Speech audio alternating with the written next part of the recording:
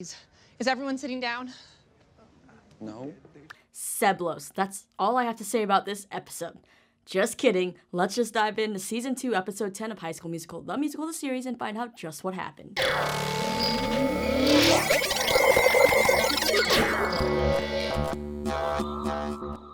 What's going on, Wildcats? Lisa here for your weekly HSMTMTS update. I think I'm just gonna let Nini give you the theme of this episode. Looks like today's theme is secrets.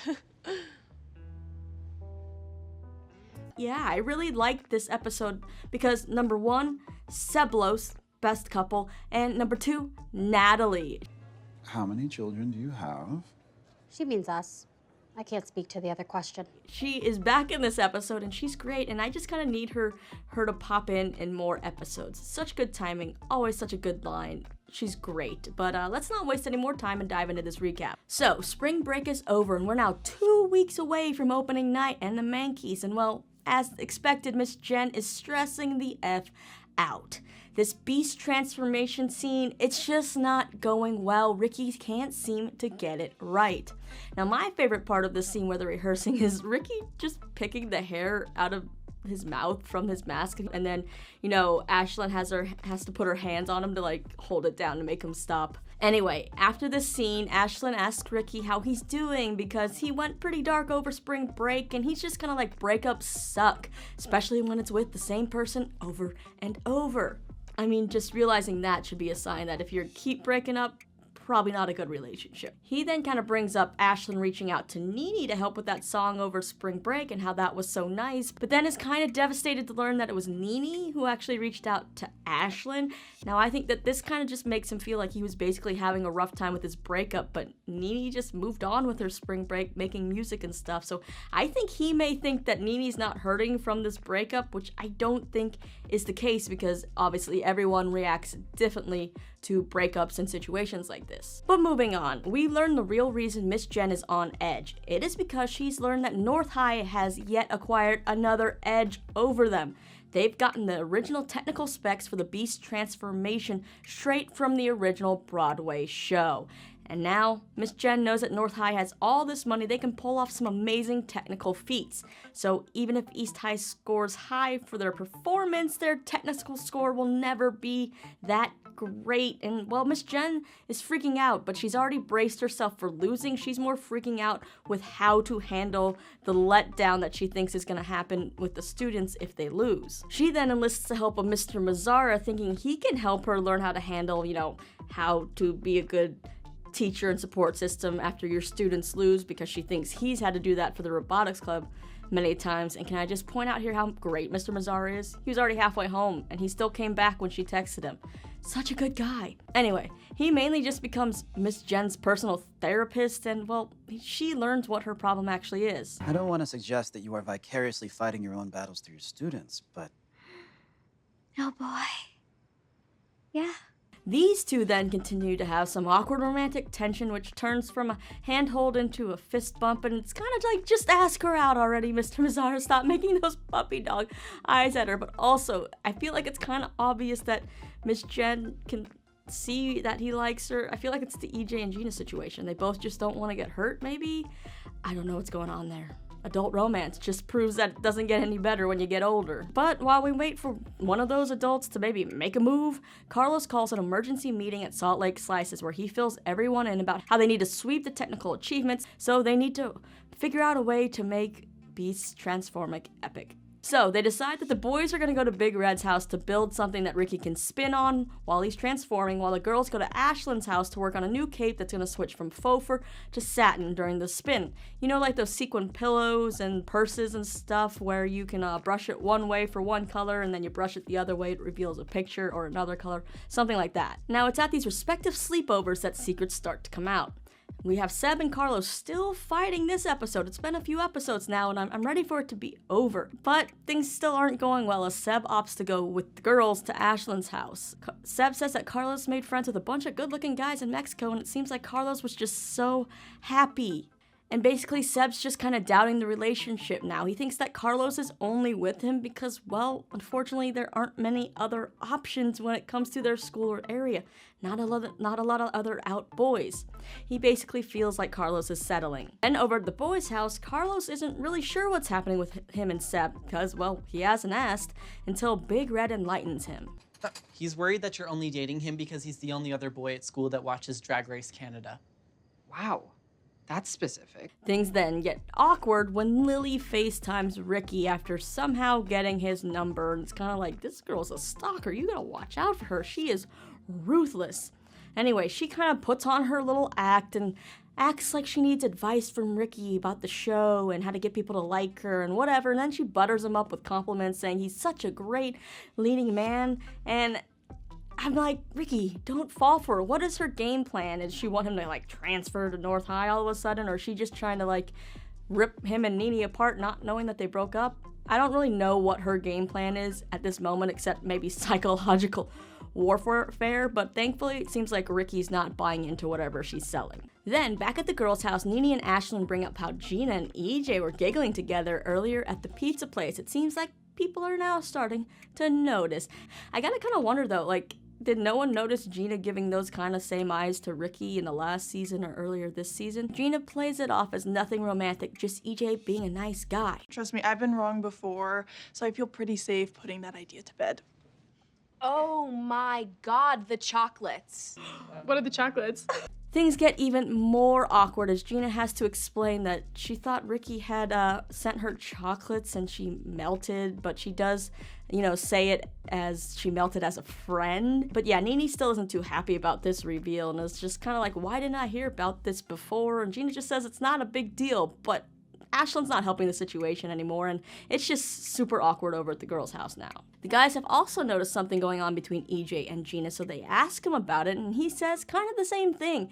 They're just buddies, and, well, EJ isn't looking to put himself out there, and he kind of has a good reason why. It's because of Nene, actually. No, don't worry, I don't have feelings for Nene anymore. I just also don't have the need to get rejected again. The only thing I'm really proud of in my time with Nene was letting her go. Yeah, that letting her go line definitely seems to hit Ricky hard, like if you saw his face at that moment. But thankfully, before any other secrets can be revealed, Courtney ends up getting the tech specs for the transformation that North High has from Howie. So yes, Howie's way of trying to win back Courtney is to reveal all North High's secrets, and you know what? I'm here for it. If he wants to help take down his own school for a girl because his school's bad, let's do it. Now that they have the specs, they all head to the school to rehearse this new transformation, but Ricky stays behind at Big Red's and then texts Carlos to come back as well. Ricky tells Carlos about the song he wrote for Nene, but how he doesn't think she needs to hear it, and sometimes putting words in a song is just easier than flat out talking about feelings. Then he does maybe the sweetest thing he's ever done. The look on your face when you were talking about Seb tonight, it's been a long time since Nene looked at me like that. It's been a long time since I deserved it. Don't get me wrong. I think you and Seb have something worth fighting for, bro. Ricky helps Carlos write a song that Carlos sings for Seb called In a Heartbeat. It is again another beautiful season 2 song. Soundtrack is fantastic this year. But In a Heartbeat, it's also the name of a show I used to watch growing up that was on Disney Channel that was about like kid volunteer paramedics or something like that. I'm getting off topic, but that was a great show and I miss it, and it's how I learned about Shawn Ashmore. But back to the topic. Carlos sings the song for Seb and it's just a sweet song, a sweet moment, and I kind of like this moment right here. They're just so adorable together. I love that they're still figuring each other out. It's just a really great progression for their relationship. But the one downside of this scene is that there was so much build-up, just such a beautiful song. They're making up with each other, there's an apology, and then there's no kiss. But now that we've had that romantic moment, let's get back to this beast transformation. So, everybody decides to follow these same tech plans, use the wires and Ricky's harness from Get You Ahead in the game, and, well, hoist Ricky up, and they do that, and things seem to be going well. Everyone seems so amazed until this happens. Uh-oh.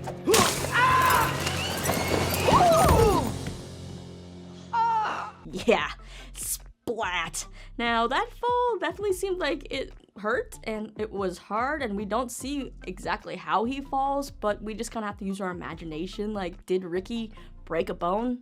I feel like from that high up, not knowing you were falling, that he might have broken something. Guess we're just gonna have to wait and see if that happens. The other big thing that happened in this episode, though, before I wrap up, is that EJ goes over to talk to Gina, and it's kind of awkward at first, but then he finally gets these words out. Do you want to get risotto with me sometime? For real this time? Did Ashlyn put you up to this? Not that I know of. Yeah. Yeah, risotto sounds great. And, well, it looks like Portwell is going on their first date. I honestly love that he used the risotto line. It was just super cute, and that wraps up the main events of this episode. So, I actually think the spinning Ricky around while his cape changes from fur to satin was more of an awesome idea.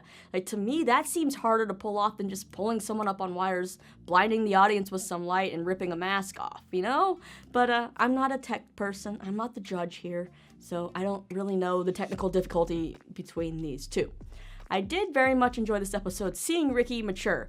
Finally, it seems like he's really getting it, because you know he wanted to play that song, that Let You Go song for Nene, but him actually kind of realizing that maybe that wasn't the right time or the right move at the moment, and then him wanting to help somebody else. It was honestly really sweet. I'm also happy that Seblos is getting so much growth in this season and that they are not fighting anymore, and I just want to protect them so much. And I also think it's good for EJ and Gina that they're taking things slow. They obviously built that friendship up first, and now they're just kind of like, he didn't even say it was a date, so like not putting the pressure on there. They're just kind of feeling things out, because yeah, at that age, rejection sucks. If you like someone and you think they like you back too, and you ask them out and they're like, no, we're just friends, dude. Like, yeah, they both kind of experienced that. Well, Gina experienced that hardcore friend zoning where EJ and just lost the girl to another guy, but also EJ wasn't the best boyfriend, I guess, at that moment in time. So I think they've both matured so much that we'll see how this relationship goes and if it will turn into actually something romantic or just remain a friendship. Now, when it comes to Nene and Gina, that tension, that's something I don't want, because I feel like they worked so hard in the first season or whatever to get on a good page, and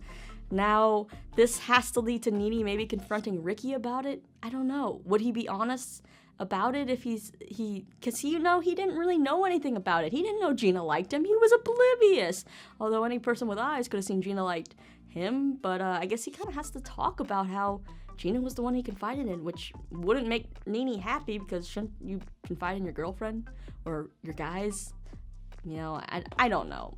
I'm not a relationship expert, but yeah, I don't know. We'll just have to see what's next, so let's check out the promo for the next episode. The series. There is a judge out there in the audience tonight who is going to score every performance. The orchestra hasn't vamped this much since Bop to the Top. This can't be happening. I'm dangerously close to doubting myself. Hey, you guys, all of you, stop it. Any questions?